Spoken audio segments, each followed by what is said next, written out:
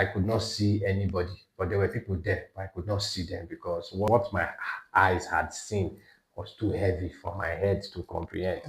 So I I was wailing and crying inside of me, but I could not cry out. I could not cry out. And I was like, God, breast cancer, a man, is this a cause? Is this what? What have I done to actually, to attract this to myself? But I thought about it and I was like, uh, it's one very, very emotional time for me because but going back there is like me living that whole experience all over again. So I thought about, I was like, okay, who do I speak to? Who do I speak to? I thought about my wife. I was like, okay, do I call my wife?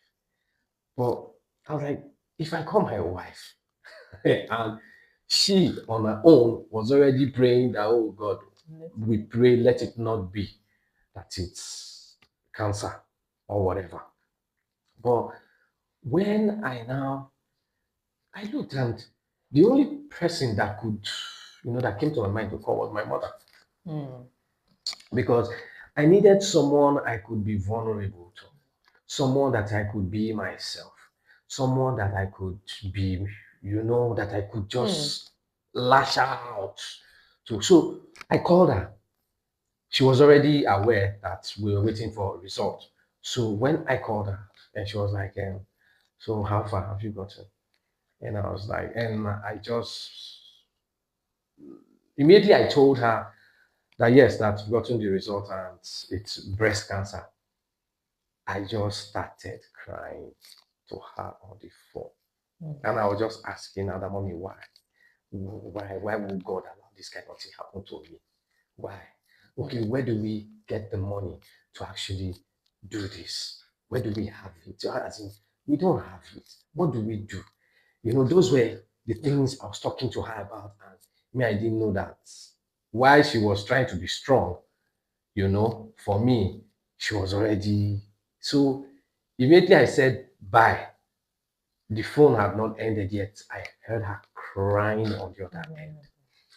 So I ended the call and I sat down on the stone there. I don't even know whether I'm supposed to sit down there, I'm not supposed to sit down there.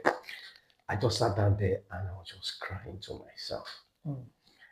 And after I was done, I got up and I went home. I think I can relate with you because a whole lot of things go through our mind at that point of you getting your diagnosis. Yes. A whole lot. Yes. You are frustrated.